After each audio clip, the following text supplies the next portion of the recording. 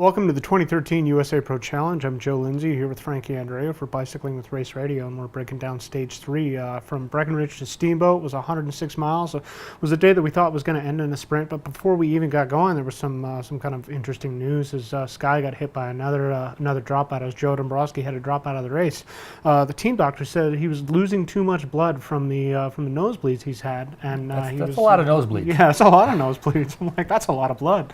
So Joe didn't even take the start. So they're down to 6 riders today, and as expected, then we saw the early break go away over the climb out of Swan Mountain.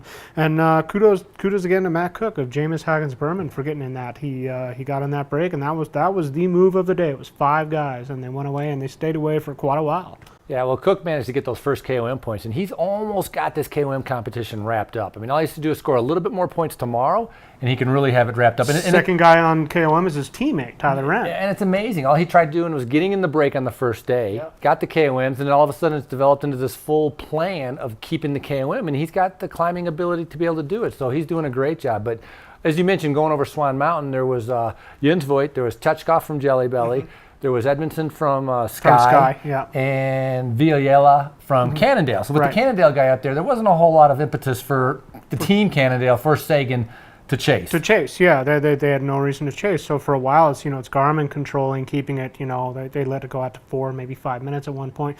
Nobody's really chasing until finally we're kind of on this long drag up to Rabbit Ears Pass with some crosswinds, and the break starts breaking up, and that's where Jens attacked, because it's what Jens does. That's what Jens does. I mean, he stage Tour of California attacked, and then last year in Tour of Colorado he did the same thing with a long attack. So Jens went out. So once Jens went out, then the break kind of splintered apart. So then there's only one Radio Shack guy in the front. So everybody now started to come to the front to chase. Cannondale without a guy in the front, then they start hitting the afterburners. Argos Shimano comes to the front a little bit, and then we saw Optum come to the front. Even though they lost Ken Hansen the other day to a crash, they still had Ryan Anderson, they still had Alex Candelario. I think a lot of people thought this was going to come down to a sprint today, even with Rabbit Ears Pass, and sure enough it did. But Jens, man, just like to the death for that guy. The headwind just destroyed him. Yeah. I mean, he didn't have a chance, and it was long, drag, flat, and and then when that crash happened with just under 3 kilometers, took out 4 Optum guys, 3 United guys. I mean, there was just carnage everywhere. That shook things up a little bit, but Argos and BMC were committed on the front.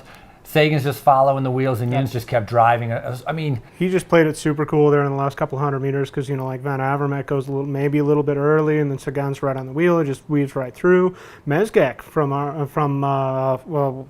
Argos. Yeah, from Argos. He almost had it. Almost had him on the line. I was impressed. Ryan Anderson from Optum. I mean, 3rd place was a fantastic sprint. Yeah, especially considering how they lost 4 guys in that crash. Yeah. So did a really good job. But I mean, for stage hunting, you can't get any more professional than Jens. And if anybody's going to be able to do it, Jens is going to be able to do it. But it was just too much of a headwind, and it was too fast. And so this leads us into tomorrow, which is going to be the first, you think a GC selection? Absolutely, shake-up? GC selections, shake-up. Tomorrow we got the ride from Steamboat to Beaver Creek. It's a summit finish. It's a little bit of a different summit finish than last year, the stage that Jens won.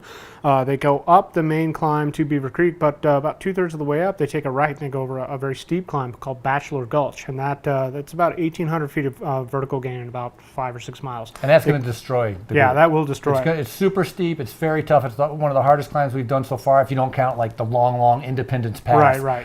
It's going to really destroy things. And Lachlan Morton has the yellow jersey. Danielson obviously wants to be able to win this race, so Garmin has to be able to balance that. Yeah. TJ is the one who's in a good position, only 11 seconds back. All he has to do is follow Danielson. Just follow Danielson and see what he's going to do. And the one person they do need to watch out for, because he's an extremely good climber, is Acevedo from Jamis. Acevedo. If Acevedo gets a really good head of steam and kind of makes some time on those guys, then that time trial on Friday, it's going to be very tough for them to gain back too much on him. And then his team doesn't have a whole lot of work to do to control those last 2 days. So there's definitely some wild cards still left. Unfortunately, one of the guys who is not actually in contention anymore, Lucas User from United Healthcare, was caught in or behind that crash and lost almost 4 minutes today, so he's out of contention now. But there's still 5 or 6 guys in this race, in addition to the Garmin and the BMC guys who stand an outside shot. You think it's 5 or 6? An outside shot? Maybe no, 5 or 6, including those guys. I just really see this as a TJ Danielson kind of battle. For sure. Lachlan's has yellow. Of course, he's riding well. He's going to want to keep it. But